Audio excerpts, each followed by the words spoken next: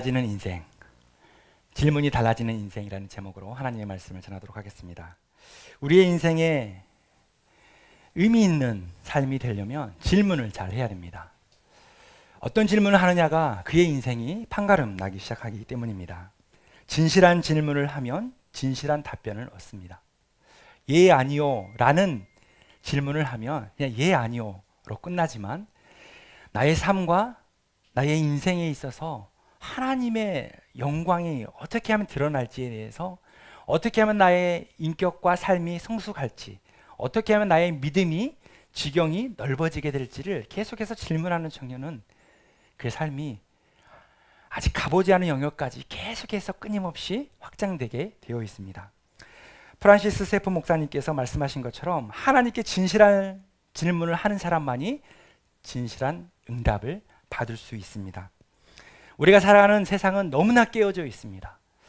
하나님을 마음에 두기 싫어하는 사람 너무나 많습니다. 이 깨어진 세상 속에서 우리가 살아간다는 것은요, 우리가 말씀 붙잡고 정신 차리지 않으면 우리는 세상에 함몰되어서 세상의 구덩이에 빠져서 매일매일 우리의 삶만, 나의 인생만 걱정하며 살아가는 인생에 그칠 것입니다. 자기 욕심과 욕망을 채우기 위한 인생의 질문들은 끝내 우리를 채워주지 못한 불만족감으로 끝나버리는 인생이 된다는 것입니다. 하나님이 기뻐하는 인생, 하나님께서 기뻐하시는 질문을 해야 된다는 것입니다. 어제 설교를 이렇게 정리하고 있는데 제 딸이 와가지고 용돈 얘기를 하는 거예요. 아빠, 용돈 받은 거 있는데 벌써 다 썼어 그러는 거야. 벌써 다 썼으니까 아니, 용돈 준 지가 얼마나 됐는데 다 썼다고. 근데 이 이유를 들어보니까 동생이 지갑을 잃어버렸다는 거예요. 동생이 지갑을 잃어버려서 그 동생 헌금까지 자기가 내주고 동생이 원하는 것도 사주고 뭐 이랬다는 거예요. 자꾸 곰곰이 들어보니까 용돈을 준 것을 자기를 위해서 다 쓰지 않고 동생과 가족들을 위해 쓴 그 딸이 너무 예뻐 보인 거예요. 여러분이 부모라면 용돈도 줄 것 같아요, 안 줄 것 같아요? 더 줄 것 같죠? 예. 그래서 이미 준 용돈만큼 또 줬습니다. 그 딸은 저에게 아빠 용돈 주세요라 말을 안 했어요. 내가 그 돈을 어디에 사용했는지에 대해서 얘기를 한 거예요. 그 얘기를 들어보니까 너무나 기특한 일을 한 거예요. 그래서 용돈을 준 거죠. 이렇게 질문을요, 하나님께 뭔가 감동이 되는 질문을 하는 사람은요, 하나님께 응답이 되어집니다. 여러분은 하나님께 어떤 질문을 하십니까? 한 주간을 살아가면서 하나님, 내 인생 가운데 부딪히는 그 문제가 있습니다. 이 문제 해결해 주세요. 이런 질문에 그쳤습니까? 아니면 그 질문의 폭과 넓이가 하나님이 기뻐하시는 뜻, 성경의 진리에 담겨 있는 뜻까지 펼쳐지고 넓어졌습니까? 우리는 하나님께 질문하는데 자꾸 내 인생에 처해 있는 문제 해결하는 거에 그칠 때가 많습니다. 우리가 기도하는 것도 하나님, 내 삶 회복시켜 주세요. 이 문제 해결해 주세요. 자꾸 내 문제에 질문이 그칠 때가 정말 많아요. 예수님의 제자들도 그랬습니다. 예수님 동안 3년 동안 동행하고 공생의 기간 동안 하나님의 나라에 대하여 복음에 대하여 말씀을 많이 들었다면 제자들의 질문은 수준 높을 것 같은데 그렇지 못했습니다. 6절 말씀을 함께 읽어볼까요? 그들이 모였을 때에 예수께 여쭈어 이르되 주께서 이스라엘 나라를 회복하심이 이때니까 하니. 제자들은요, 자신들이 겪고 있는 이 로마의 속박, 그 정치적인 속박에서부터 언제 벗어날 수 있는지 질문합니다. 주님 가신다고 하는데 언제 다시 오셔서 로마를 심판하시고 우리를 구원하여 주시고 언제 우리에게 해방을 주시고 자유함을 주실 것입니까? 라고 질문하는 거예요. 그런데 예수께 여쭈어라는 이 여쭈어라는 단어는요, 미완료형 표현입니다. 아직 질문이 끝나지 않았다는 거고 과거부터 지금까지 계속해서 질문해 왔다는 거예요. 결국은 지금 이 본문 6절에서만 질문하고 있는 게 아니라 이전부터 계속해서 제자들의 관심은 그거라는 거예요. 삶의 문제, 억압의 문제, 묶임의 문제, 언제 해방됩니까? 언제 우리의 주권을 되찾습니까? 언제 재림하셔서 로마를 심판하시고 구원해 주실 것입니까? 이 질문이 반복되었다는 것입니다. 제자들이 이러한 질문을 하는 이유가 있는데 그것은 바로 예수님께서 약속하시는 성령에 대한 기대가 있기 때문입니다. 성령께서 오시면 우리를 통치하고 다스리시고, 주님은 우리 곁에 없는 것처럼 눈에 보이지 않을지라도 성령께서 우리와 함께 하신다는 약속을 제자들은 받았습니다. 40일 동안 제자들은 하나님의 나라에 대해서 듣고 배우고 다시 배움을 얻었습니다. 그리고 예루살렘을 떠나지 말고 성령을 기다리라는 그 말씀에 따라 잠잠히 기도하며 성령을 기다리고 있는 중에 다시 이 질문을 한 것입니다. 너희는 곧 성령으로 세례를 받게 될 것이다. 이 질문을 오늘 우리들의 질문으로 바꿔본다면 이런 질문입니다. 예수님, 성령님이 임하시면 나의 인생의 문제가 해결됩니까? 성령님이 임재하시면 나의 재정적인 이 어려움이 해결됩니까? 성령님이 임재하시면 이 고민하고 있는 진로의 문제 해결됩니까? 주님, 성령님이 임하시면 나의 결혼 가능한 것입니까? 이런 질문을 하고 있는 거예요. 성령님이 임재하시면, 나의 인생 가운데 성령님이 찾아오시면 나의 인생의 모든 문제가 해결되냐고 지금 제자들은 물어보고 있다는 것입니까? 예수님의 답변을 듣고 싶으십니까? 7절에 나와 있어요. 7절은 큰 목소리를 읽어보겠습니다. 이르시되 때와 시기는 아버지께서 자기의 권한에 두셨으니 너희가 알 바 아니요. 뭐라고요? 너희가 알 바 아니래요. 모든 주권이 하나님께 있으니 너희가 알 바가 아니래요. 여러분, 듣고 싶은 대답을 듣지 못해서 아쉬워요? 근데 이 질문과 답변보다 더 중요한 알미 있기에 지금 너희 언제 해방되는지, 언제 나라의 구원에 임하는지, 언제 로마인들이 이 땅을 떠나서 본국으로 도망칠 것인지에 대한 이야기는 전혀 얘기하지 않습니다. 주님께서 다시 재림한다고 하셨는데 언제 다시 오실지도 얘기하지 않습니다. 혹시 여러분의 결혼에 대해서 내년 4월 달에, 내년 7월 달에 결혼할 거야 라고 예언하는 사람 믿지 마세요. 안 될 수도 있습니다. 여러분, 성령님이 임재하시면 우리를 통치하고 다스려 주십니다. 우리가 안고 있는 인생의 문제보다 더 큰 것을 우리에게 알려주십니다. 그게 뭐냐면 8절 말씀입니다. 우리 인생의 문제보다 더 중요한 것을 주님께서 가르쳐 주시는데 그게 바로 8절입니다. 한 목소리 읽어봅시다. 오직 성령이 너희에게 임하시면 너희가 권능을 받고 예루살렘과 온 유대와 사마리아와 땅끝까지 이르러 내 증인이 되리라 하시니라. 하나님의 일에는요 순서가 있습니다. 내가 원하는 거 먼저 이루어졌으면 좋겠는데 하나님은요 나를 준비시키고 나를 단련시키시고 나를 예비하셔서 때가 되면 그 일을 이루세요. 여러분, 결혼을 준비할 때에 하나님은 날과 때와 시기를 정해놓고 거기에 맞추는 게 아니라 여러분이 좋은 신랑감으로, 좋은 신부감으로 인격과 성품과 믿음이 잘 준비되도록 준비하신 뒤에 결혼을 허락하셔요. 그래야 행복한 가정, 행복한 부부가 되기 때문입니다. 준비되지 않는데 결혼 자체가 목적이면 어떻게 돼요? 결혼 이후에도 결혼 전과 별 다르지 않아요. 그래서 하나님은 반드시 하나님의 일이 먼저입니다. 하나님의 일이 먼저예요. 오늘 본문 8절에서 하나님의 일의 우선순위는 뭐였습니까? 성령이 임하시면, 성령이 임하실 때에 나의 삶의 모든 묶여있는 실타래가 풀어지기 시작하는 것입니다. 성령이 임하면 권능을 받습니다. 권능은 능력이에요. 근데 이 능력을 꼭 은사나 환상이나 보기 드문 기적이라 생각하지 마시고, 이 능력이라는 것은요 예수 그리스도의 성품을 갖는 거예요. 예수님처럼 사랑할 수 있는 거, 예수님처럼 누구든지 용납할 수 있는 거, 누구든지 용서할 수 있는 거, 그런 능력이 내 안에 있게 하시겠다는 거예요. 성령이 우리와 함께 하실 때만이 이 모든 것들이 가능하다는 거예요. 반대로 얘기하면 우리는 성령 받지 못하면 내 방식, 내 뜻대로 하기 때문에 모든 것이 꼬이고 관계가 틀어지게 되어 있습니다.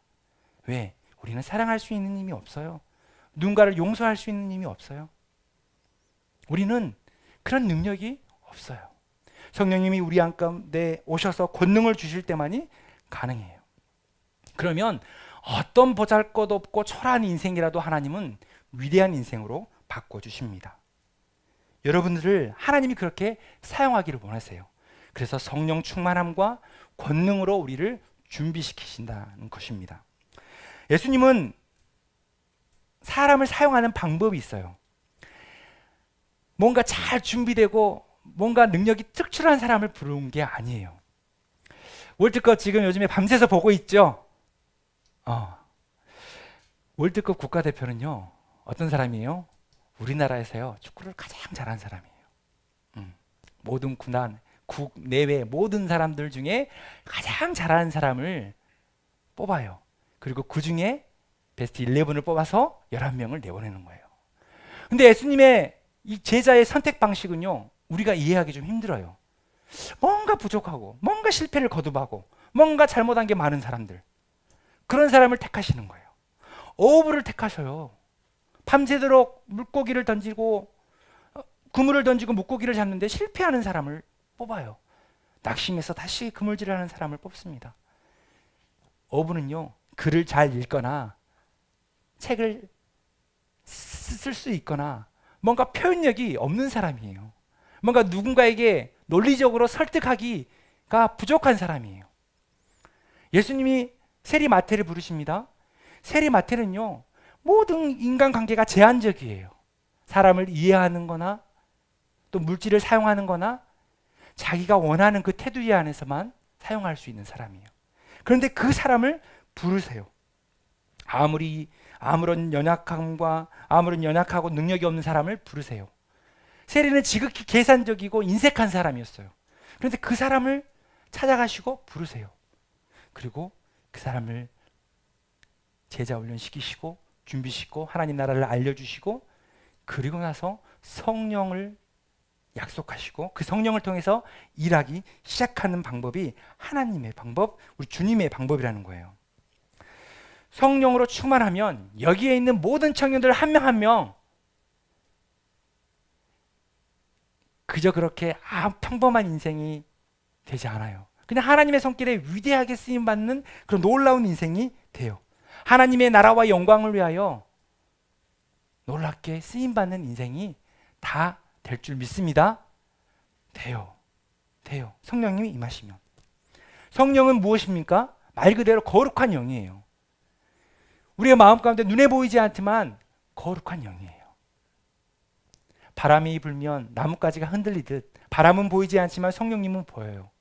우리 안에 계신 성령님도 그렇게 존재하시고 우리와 함께 하시는 분이라는 거예요. 성령님은 시공간을 뛰어넘는 역사를 합니다. 예수님은 제자들과 함께 할 때 3년이라는 시간 동안 예수님과 같은 공간 같은 시간에 있을 때만 가르치시고 기적을 베푸시고 놀라운 일을 행하셨어요. 그런데 성령님은요, 주님께서 약속한 성령님은요, 지금 전 세계 모든 크리스찬들에게, 하나님을 찾는 모든 사람들에게 지금도 역사하고 계세요. 그 성령님은 예수 그리스도의 영이고 그 영은 지금 우리 이 성령 시대에 우리와 함께 하기를 원하세요. 구약은 성부 하나님의 시대, 2000년 예수님이 임재하셨던 그 시대는 예수의 시대. 지금 다시 오시는 그 주님이 오기까지 지금의 시대는요, 성령 시대예요. 여러분 다 성령이 있습니다. 예수를 구주로 믿는 사람은요, 성령이 있어요. 근데 그 성령이 미약하냐, 그 충만함이 정말 충만함 그대로 가득하냐, 그 차이예요. 내가 주님을 구주로 믿는 사람이라면 다 성령이 있습니다. 요한복음 16장 7절에 보면 이 성령은 약속하신 성령입니다. 그러나 내가 너희에게 실상을 말하노니 내가 떠나가는 것이 너희에게 유익이라. 내가 떠나가지 아니하면 보혜사가 너희에게로 오시지 아니할 것이요 가면 내가 그를 너희에게로 보내리니. 예수님께서 내가 가고 성령님을 너희에게 보내주시겠다고 말씀하셨어요. 보혜사, 이 보혜사라는 뜻은요, 좋은 상담가, 그리고 좋은 돕는 자, 위로자, 교사, 이런 뜻이 있어요.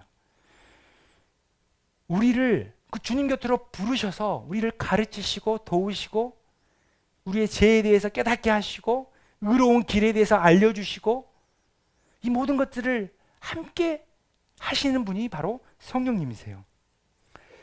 부활 승천하신 주님께서 영으로 이제 우리와 함께 하신다고 약속하셨습니다. 여러분 안에 성령님이 계십니까? 성령님이 계셔요. 그걸 의식하며 믿음으로 살아내는 저와 여러분들이 되기를 소망합니다. 그러면 성령님과 함께 우리는 어떤 인생의 의미 있는 일을 할 수 있을까요? 여러분이 그리스도인으로 살아갈 때에 정말 나는 예수님 믿으니까 정말 의미 있는 일을 해봐야지. 그 일이 여러분이 뭐라고 생각하세요? 일단 나눔 시간에 한번 나눠보세요. 정말 여러분이 생각하기에 의미 있는 그 일들이 무엇인지.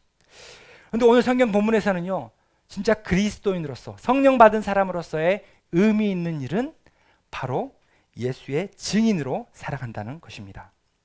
그리스도인은 예수의 증인으로 살아가는 것입니다. 그래서 8절에 증인이 되리라 라고 말씀하셨어요. 성령 받고 예루살렘과 유대와 사마리아와 땅끝까지 이르러 나의 증인이 되어라. 이것이 너의 인생의 가장 의미 있는 일이라고 말씀하고 계십니다. 여기서 이 증인이라는 것은요, 헬라어로 마리튀스라는 법률 용어예요. 법률 용어. 성경에 나오는 영어가 아니라 당시에 법률적으로 사용하는 그런 마리튀스 언어였어요. 이 법률적으로 증인이 되려면 세 가지가 충족이 돼야 합니다. 우리도 법정에 가면 세 가지가 충족돼야 되는 것과 같습니다. 첫 번째는 반드시 보고 들은 것이 있어야 합니다. 뭔가 목격한 것이 있어야 돼요. 뭔가 들은 게 있어야 돼요. 내가 믿고 있는 사실 진짜가 있어야 돼요. 이게 있어야 증인으로서의 역할을 감당할 수 있습니다. 증인으로서 될 자격이 있는 거예요. 두 번째는 반드시 출두 요청에 요구에 반드시 응해야 합니다. 법정에 나오세요 하면 증인은요, 나가기 싫은데요, 법정에서 나오라고 하면요, 나가야 돼요. 안 나가면 옥에 갇힐 수 있어요. 여러분, 분명 없이 나가야 됩니다. 세 번째는요, 증인으로서 법정에 나가서 어떤 걸 말해야 되냐, 진실만을 말해야 됩니다. 내 친구니까, 내 아는 사람이니까 거짓을 말했다가는 내가 위증죄로 내가 오히려 감옥에 갇히는 경우가 생길 수 있습니다. 그래서 진실만을 증언해야 하는 것입니다. 주님께서 우리를 당신의 증인으로 부실 때는 이 세 가지가 우리의 신앙 가운데 내재되어 있어야 돼요. 첫 번째, 예수 그리스도의 그 십자가의 사랑과 은혜를 여러분이 듣고 느끼고 경험한 것을 우리의 삶 가운데 그대로 증언하는 거예요. 여러분, 최근에 예수님에 대해서 증언한 적이 언제 있어요? 가족끼리는 그런 경우가 있겠지만 여러분, 세상에서 정말 세상에 나가서 예수님을 전해본 거, 내가 만난 예수님, 내가 경험한 예수님을 증언해 본 적이 언제였습니까? 예수님은 그런 증언이 필요하다고 우리에게 말씀하십니다. 우리가 보고 듣고 깨달은 대로 세상 속에서 증언하며 살아가야 한다는 것입니다. 또한 우리는 주어진 땅 끝에서 출두해야 합니다. 예루살렘과 유대와 사마리아와 땅 끝까지로 우리는 나가야 합니다. 왜? 예수님께서 가라고 하시니까. 예수님께서 그곳으로 우리를 부르시니까. 법정에서 증인이 나가는 것처럼 우리는 법정으로 나가는 것이 아니라 세상 속으로 나가야 한다는 것입니다. 예수님이 오라 하면 가는 거예요. 순종으로 가보는 것입니다. 바로 그곳에서 무엇을 또 얘기해야 됩니까? 진실의 이야기를 해야 돼요. 세상은요, 진리를 찾아요. 진실을 찾아요. 세상이 진짜가 무엇인지, 진짜 사람을 행복하게 만드는 것이, 인생을 빛나게 만드는 것이, 인생을 의미 있게 하는 것이 무엇인지 끊임없이 질문합니다. 그래서 자기 개발을 하고요, 수많은 어학 공부를 하고 수많은 공부를 수십 년 동안 하는 거예요. 진리를 찾기 위해서. 인간이면 어떻게 살아야 되는지를 끊임없이 철학적으로 인문학적으로 질문하면서 살아요. 그런데 우리는 진짜 진리를 얘기해 줄 수 있어요. 예수 그리스도를 얘기해 줄 수 있다는 거예요. 우리가 알고 있는 하나님의 나라에 대해서 얘기해 줄 수 있다는 거예요. 우리가 나가야 할 곳은 단계가 있습니다. 예루살렘과 유대와 사마리아와 땅끝입니다. 이것은 사실 지형적인 확대이기도 합니다. 그렇지만 거기에 머무르지 않아요. 이 예루살렘과 유대와 사마리아와 땅끝은요, 영적인 의미가 있어요. 예루살렘은요, 제자들이 실패했던 곳이에요. 예수님께서 십자가에 못 박혀 달려 돌아가시자 제자들이 다 숨어서 도망쳤던 곳이 바로 예루살렘이에요. 로마의 군인들이, 유대 지도자들이 제자들을 찾고 나설 때에 세상 밖에 나가지 못하고 두려워 떨며 겁내고 실패감을 맛보며 지냈던 곳이 바로 예루살렘이에요. 그런데 이제 예수님께서 그곳으로 가라는 거예요. 성령을 받고 권능을 받고 그 예루살렘을 향해 나아가 복음의 증인, 예수의 증인으로 살라고 말씀하십니다. 다음은 유대입니다. 유대는요, 유대교, 구약의 말씀만 믿는 사람들이 있는 곳이에요. 예수님의 가르침, 그 기독교의 가르침과 전혀 다른 생각과 가치관을 갖고 있는, 다른 말씀의 해석을 갖고 있는 그 지역이에요. 그 지역을 향해서 나간다는 거예요. 출두한다는 거예요. 예수님의 말씀과는 다른 가치관을 가지고 있고 다른 삶의 방식이 있는 곳을 향하여 우리는 나아가야 한다는 거예요. 세 번째로 사마리아로 나가야 합니다. 사마리아는요, 이스라엘이 아수르에 의해서, 북이스라엘이 아수르에 의해서 침공을 당해서 그 사마리아 모든 땅이 포로로 잡혀 끌려가고 또 다른 지방의 사람들이, 이방 민족이 사마리아로 와서 피가 섞인 민족이에요. 그러니까 유대인이고 같은 동족인데 이방인들과 함께 피가 섞여 있는, 그래서 이 예루살렘에 있는 사람들, 남유다에 있는 사람은 혐오하는 사람들이에요. 뭔가 차별하는 사람, 만나기 싫은 사람, 가기 싫은 곳, 이런 곳이 바로 사마리아예요. 여러분에게도 사마리아가 있을 거예요. 보기 싫은 사람, 만나기 싫은 사람, 나도 모르게 그냥 차별하고 있는 사람, 내 마음으로, 행동으로 학교에서, 직장에서 차별하고 있는 사람이 있을 거예요. 그 사람이 바로 사마리아입니다. 그리고 거기서 끝이 아니라 이제 땅끝으로 가라고 말씀하십니다. 땅끝이 어디입니까? 복음이 들어가기 가장 힘든 곳이에요. 복음이 가장 들어가기 힘든 곳. 곳이 장소가 될 수 있고, 장소가 될 수 있고, 사람이 될 수 있어요. 하나님을 받아들이지 않는 곳, 하나님을 부인하는 곳, 오히려 하나님을 배척하는 곳, 바로 그곳이 땅끝입니다. 오늘 예배 끝나고 작정 시간을 갖습니다. 선교 작정의 시간을 가져요.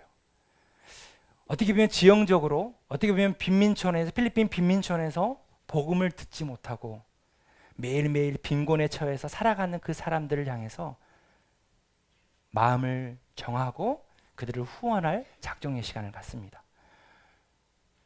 그분들의 영혼은 우리에게도 또 하나의 땅끝이라고 할 수 있습니다. 내년에 우리 청년부가요, 그 땅끝을 향해서, 필리핀을 향해서 선교를 갈 것입니다. 내년 9월 달에 미리 예고합니다. 예. 몇 명 간다고 신청한 청년들이 있어요. 예. 우리 드럼 치는 그 청년 있거든요. 여러분, 한 명 한 명 마음으로 준비하고 결정하세요. 그리고 그 땅끝을 향하여 매달, 매월 계획하고 준비하고 작정하고 헌신하는 여러분들이 되었으면 좋겠습니다. 이렇게 땅끝을 향해 우리는 나아가야 합니다. 그런데요, 제자들은 이제 나가지 않고 이상한 행동을 취합니다. 예수님께서 부활승천하십니다. 정말 신비로운 장면일 것 같아요. 예. 눈에 보이는 상태에서 하늘로 승천하셨다고 성경은 기록하고 있습니다. 아마 구름 뒤로 사라졌는지 예수님이 더 이상 이제 눈에 보이지 않는 상태가 되었어요. 근데 제자들이요, 예수님이 보이지 않는데 계속해서 하늘을 쳐다보고 있는 거예요. 1분이 지나고 5분이 지나고 10분이 지났는데도 계속 하늘만 뚫어지게 쳐다보고 있는 현상이 지금 오늘 본문 말씀이에요. 왜 이렇게 뚫어지게 쳐다보고 있었을까요? 진짜 가신 거 맞나? 예수님이 가시면 이제 어떻게 하지? 예수님이 나와 함께 하지 않는데? 여러 가지 생각과 마음들이 들었을 거예요. 그런데 하늘만 쳐다보고 있는 그 제자들을 향해서 천사가 나타나 말을 합니다. 11절인데요. 갈릴리 사람들아 어찌하여 서서 하늘을 쳐다보느냐? 너희 가운데서 하늘로 올려지신 이 예수는 하늘로 가심을 본 그대로 오시리라 하였느니라. 천사들이 갈릴리 사람들아 라고 얘기를 합니다. 왜 제자들아 라고 말하지 않고 생뚱맞게 갈릴리 사람들아 라는 어떤 지형의 이름이 나올까요? 우리가 읽었던 본문은 사도행전이거든요. 사도는 보냄을 받는 자예요. 그러니까 제자들을 말하죠. 그러니까 사도들아 이렇게 얘기해도 돼요. 제자들아 사도들아 이렇게 말해야 되는데 갈릴리 사람들아 라고 말하는 거예요. 성경에서 갈릴리는요 가난하고 보잘롭고 초라한 사람들을 의미해요. 그냥 명사처럼 지형 이름인데 명사처럼 쓰는 용어예요. 예수님께서 갈릴리에서 고향을 두시고 그곳에서 자라나셨어요. 근데 유대 지도자들은 예수님을 향해서 갈릴리에서는 선지자가 날 수 없다, 선한 것이 날 수 없다 라고 말할 정도로 이 갈릴리는 정말 이 이스라엘 땅 안에서도 가장 척박하고 가장 가난하고 오늘날로 치면 뭐 교육시설 하나 없고 그 지역이 그냥 하루 세 끼 겨우 먹는 정도? 그리고 위대한 인물 100년을 거슬러 봐도 아무런 인물이 나오지 않는 그런 동네를 말하는 거예요. 지금 제자들에게 천사들이 갈릴리 사람들아 라고 말합니다. 어찌하여 하늘을 쳐다보느냐. 이 말은요 계속 하늘만 쳐다보고 있으면 너희는 갈릴리 사람밖에 되지 않는다고 말씀하시는 거예요. 하늘을 쳐다본다는 것은요 예루살렘과 유대와 사마리아와 땅끝까지 가지 않는 사람을 의미합니다. 계속 하늘만 쳐다보고 있어요. 여러분 우리가 매주 일주일에 한 번씩 모여서 이렇게 예배하잖아요. 정말 하나님의 은혜를 경험하고 하나님의 뜻을 알아갑니다. 그런데 우리가 아는 것으로 끝나버리고 우리의 예배와 우리의 모든 제자훈련 모임과 우리의 모든 사귐과 교제가 이 모임에서 끝나버리고 정말 조금 전에 설명드렸던 예루살렘과 유대와 사마리아와 땅끝까지 나가지 못하면 우리는 갈릴리 사람 정도밖에 되지 않는다는 거예요. 그냥 보잘것없고 초라하고 뭔가 하나님을 믿긴 믿는데 아무런 능력이 행하지 않고 하나님의 일을 해봐야 하나님께서 은사도 주시고 능력도 부어주시고 함께 하시는데 그냥 말씀을 아는 것으로 끝나고 예배당 밖을 나가면 내 삶의 변화는 내 삶의 성숙은 아무런 것도 일어나지 않는 상태. 그것이 바로 하늘을 쳐다보고 있는 상태예요. 천사들은 제자들이 하늘만 보고 있기를 원하지 않으셨어요. 그래서 나아가라. 나아가라. 이제 너희들이 가야 할 곳으로 가라고 말씀하시는 거예요. 바로 그곳에서 무엇을 해야 합니까? 예수의 증인으로 살아가는 거예요. 삶 속에서 아무런 순종도 증인의 삶도 믿음의 삶도 없다면 우리는 계속해서 하늘만 바라보다가 또 한 주간 살다가 또 여기 와서 하늘만 바라보다가 또 한 주간 살다가 이렇게 되는 거예요. 여러분 이제 예배를 마치고 나가는 그 모든 삶이 가기 싫어도 만나기 싫어도 바로 그곳에서 예수의 증인으로 살아가기를 결단하는 여러분들이 되기를 소망합니다. 바로 그곳에서 이제 예수님께서 주신 그 사랑과 그 복음을 심어야 돼요. 심어야 돼요. 갈라디아서 6장 7절로 8절의 말씀에 보면 무엇으로 심든지 그대로 거두리라. 자기의 육체를 위하여 심는 자는 육체로부터 썩어질 것을 거두고 성령을 위하여 심는 자는 성령으로부터 영생을 거두리라. 하나님의 일은요 반드시 심어야 열매를 맺습니다. 하나님의 심판은요 심는 대로 거두는 거예요. 심는 대로 거두는 거. 어떻게 보면 여러분 지금 우리의 모습은요 5년 전 10년 전 믿음으로 결단하면서 심었던 모습이 우리의 모습일 수 있어요.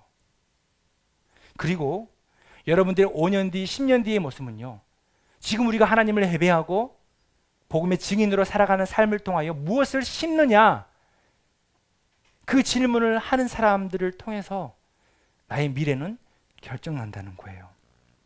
심판은요, 무섭고 두려운 게 아니에요. 심판은요, 죄 지으면 지옥 간다, 이게 심판이 아니라 심지 않으면 거두지 못한다, 이것이 심판인 거예요. 대신 심으면 열매를 맺고 복음의 열매를 맺는 것이 하나님의 심판인 거예요. 자기의 육체를 위하여 심는 자는 육체로부터 썩어질 것을 얻는데요. 육체는 언젠가 썩어질 것이에요. 나의 욕심과 욕망을 위해서 하루하루 무언가를 심는 것은요, 결국 썩어진 것만 남는다는 거예요. 그런데 성령을 위하여 심는 자는 성령으로부터 영생을 거둔다는 거예요. 영원한 생명을 거둔다는 거예요. 성령과 함께 권능을 행하며 내 삶 가운데 유대와 사마리아와 땅끝에서 무엇을 심든지 심게 되면, 성령과 함께 심게 되면 바로 그곳에서 생명을 얻게 된다는 거예요. 하나님의 귀한 축복과 은혜를 누린다는 거예요. 여러분, 이제 우리의 질문이 달라졌으면 좋겠습니다. 여러분, 인생의 질문이 달라졌으면 좋겠어요. 이 문제 어떻게 해야 되죠? 하나님, 이 고비 어떻게 넘겨야 하죠? 예, 그런 질문 충분히 할 수 있습니다.